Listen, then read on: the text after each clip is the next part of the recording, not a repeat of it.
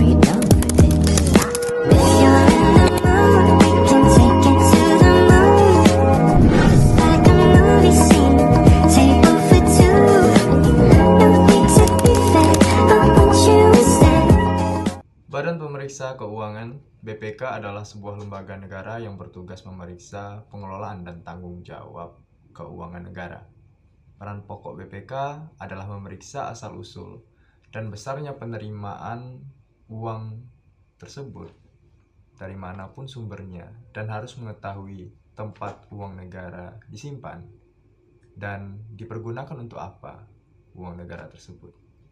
Dasar hukum dalam melaksanakan kewenangannya ini, BPK berpegang pada Undang-Undang Nomor 15 Tahun 2006 tentang Badan Pemeriksa Keuangan. Kasus yang menyangkut pada BPK, yaitu ada temuan fraud BPK yang berkaitan dengan Indofarma memiliki utang pinjaman online sebesar 1,265 miliar rupiah. Syadik selaku Direktur Utama Holdings BUMN Farmasi PT Indofarma Persero mengatakan bahwa hal ini berpotensi fraud seperti tertuang dalam laporan hasil pemeriksaan dan investigasi yang dilakukan oleh Badan Pemeriksaan Keuangan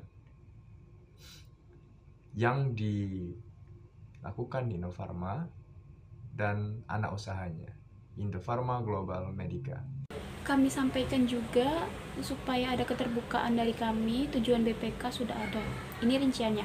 Ujar Syadik dalam rapat dengar pendapat dengan Komisi 6 DPR RI, Jakarta, Rabu pada tanggal 19 Juni 2024. Dalam laporannya tercatat ada 10 temuan yang teridentifikasi fraud, sementara LHP BPK mengumpulkan ada 18 temuan. Yang pertama, indikasi kerugian IGM sebesar 157,33 miliar atas transaksi bisnis unit FMCG. Kedua, indikasi kerugian IGM atas penempatan dan pencairan deposito beserta bunga senilai 35,07 miliar atas nama pribadi pada Kopnus. Ketiga, indikasi kerugian IGM atas penggadaian deposito beserta bunga senilai 38,06 miliar pada Bank Oke. Keempat, indikasi kerugian IGM senilai 18 miliar atas pengembalian uang muka dari MMU tidak masuk ke rekening IGM. Kelima, pengeluaran dana dan pembebanan biaya tanpa didasari transaksi beridentifikasi kerugian IGM senilai 24,35 miliar.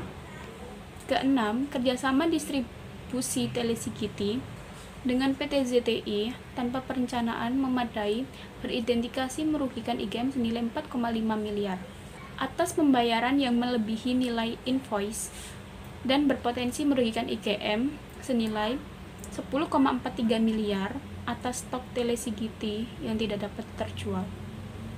Ketujuh, adalah pinjaman melalui vintage sebesar 1,26 miliar.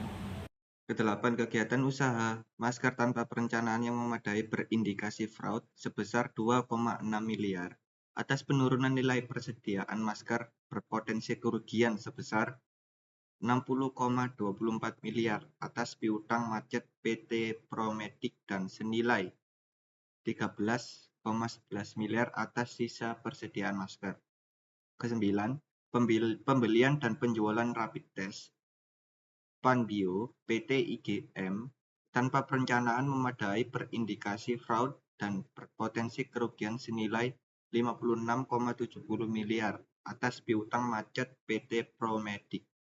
Kesepuluh, Innaf melaksanakan pembelian dan penjualan PCR kit COVID-19 tahun 2020-2021 tanpa perencanaan yang memadai berindikasi fraud sebesar 5,98 miliar atas piutang macet PT Promedic dan senilai 9,17 miliar atas tidak terjualnya PCR kit COVID-19 yang kadaluarsa.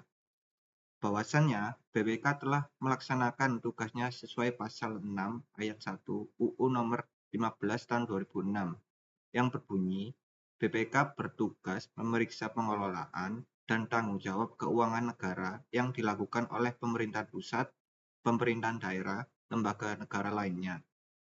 Bank Indonesia, badan usaha milik negara, badan layanan umum, badan usaha milik daerah, lembaga atau badan lain yang mengolah keuangan negara, yang dimana BPK telah memeriksa PT Bio Farma dan mendapati bahwa PT Bio Farma memiliki utang pinjol sebesar 1,26 miliar. Menurut pendapat kami, kasus ini sangat memprihatinkan dan mencoreng kredibilitas lembaga negara seperti BPK yang seharusnya menjadi pengawas keuangan negara. Terbongkarnya keterlibatan oknum pejabat BPK dalam kasus penipuan dan otoritas terkait utang pinjol PT Indofarma menunjukkan bahwa masih terdapat praktik korupsi dan penyelewengan yang merugikan keuangan negara. Tindakan tegas harus dilakukan untuk menindak para pelaku agar dapat memberikan efek jera dan mencegah terulangnya kasus serupa di masa mendatang. Proses hukum harus ditegakkan secara adil dan transparan tanpa memandang bulu. Penegakan supremasi hukum merupakan kunci untuk memulihkan kepercayaan masyarakat terhadap lembaga negara. Selain itu, diperlukan pembenahan sistem pengawasan internal di BPK serta peningkatan tata kelola dan akuntabilitas agar potensi penyimpangan dapat dideteksi secara dini. Transparansi dan keterbukaan informasi juga perlu ditingkatkan untuk memastikan penggunaan keuangan negara dapat dipertanggungjawabkan secara akuntabel. Kasus ini hendaknya menjadi pelajaran berharga agar praktik buruk serupa tidak terulang di masa mendatang. Kepercayaan masyarakat terhadap lembaga negara harus terwujud demi terwujudnya pemerintahan yang bersih dan tata kelola keuangan negara yang baik.